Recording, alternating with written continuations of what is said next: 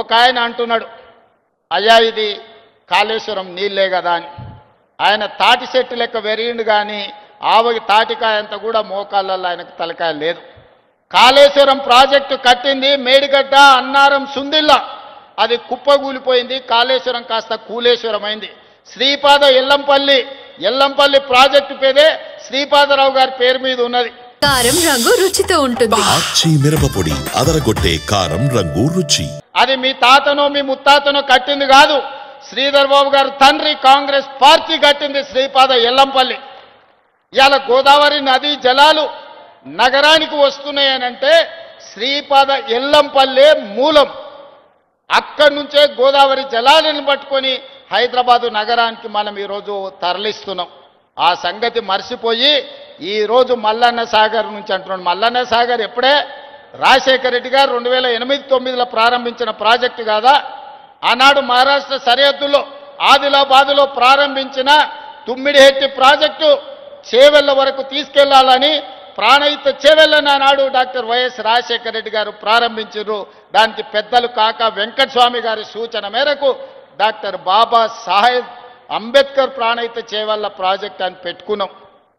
ఇవాళ కాసుల కక్కుర్తి కోసం ఈరోజు తుమ్మిడిహెట్టి దగ్గర ప్రారంభించాల్సిన ప్రాజెక్టును అక్కడ తలకాయ తొలగించిండ్రు. తీసుకెళ్లి మేడిగడ్డకు తీసుకెళ్ళి ఇక్కడ చేవెళ్లను చివరి ఆయకట్టును తొలగించండు. ఇవాళ రంగారెడ్డి జిల్లాకు అన్యాయం జరిగిందంటే ఈనాడు టీఆర్ఎస్ చేసిన అన్యాయం కాదా?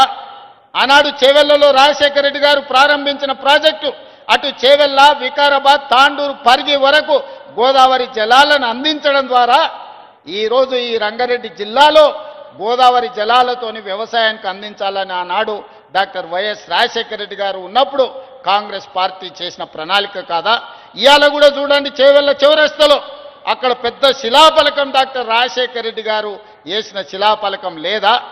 ఆనాడు కాంగ్రెస్ పార్టీలో మంత్రులుగా ఉన్నవాళ్ళు ఇవాళ బీఆర్ఎస్ పార్టీలు ఉన్నారు. వాళ్ళని గుండె మీద చేసుకొని చెప్పమని నేను అడుగుతున్నా. ఎవరు ప్రాణహిత చేవెళ్లకు నీళ్లు తేవాలని ప్రయత్నం చేసిండ్రు? ఎవరు ముఖ్యమంత్రిగా ఉండే రంగారెడ్డి జిల్లాకు, చేవెళ్లకు, వికారాబాద్కు, తాండూరుకు, పరిగికి అన్యాయం చేసింది ఎవరు? వాళ్ళ పక్కన చేరి వాళ్ళతోని అంటగాక్కుంటా ఇంకా రంగారెడ్డి జిల్లాకు అన్యాయం చేయాలని కొంతమంది చూస్తున్నారు. అందుకే ఇవాళ ఈ ప్రాజెక్ట్ ఇదే కాదు, మహారాష్ట్ర ముఖ్యమంత్రితో మాట్లాడుతున్నాం. తొందరలోనే మహారాష్ట్రకు వెళ్తా, అక్కడ ముఖ్యమంత్రిని కలుస్తా. తుమ్మిడిహెట్టి దగ్గర 152 మీటర్లకు మనం అడిగినాం. 148 మీటర్ల ఎత్తున కట్టడానికి వాళ్ళు ఒప్పుకున్నారు. ఏదో వయా మీడియాగా 149, 150 మీటర్ల ఎత్తున తుమ్మిడిహెట్టి దగ్గర ప్రాజెక్టు, గోదావరి ప్రాణహిత చేవెళ్ల ప్రాజెక్టును కట్టి ఆదిలాబాదు జిల్లాకు 1,50,000-2 లక్షల ఎకరాలకు నీళ్లు ఇస్తాం. అదేవిధంగా మల్లన్న సాగర్ నుంచి మెదక్కే మలిపిన గోదావరి జలాలను మళ్ళీ రంగారెడ్డి జిల్లాకు తెచ్చి చేవెళ్ల, వికారాబాద్, తాండూరు, పరిగి, కొంత కొడంగల్ ప్రాంతానికి కూడా కారం రంగు రుచితో ఉంటుంది. ఆచి మిరపపొడి అదరగొట్టే కారం రంగు రుచి. గోదావరి జలాలను తరలించడం ద్వారా ఈ ప్రాంత రైతాంగాన్ని కూడా ఆదుకునే బాధ్యత కాంగ్రెస్ పార్టీ తీసుకుంటుంది.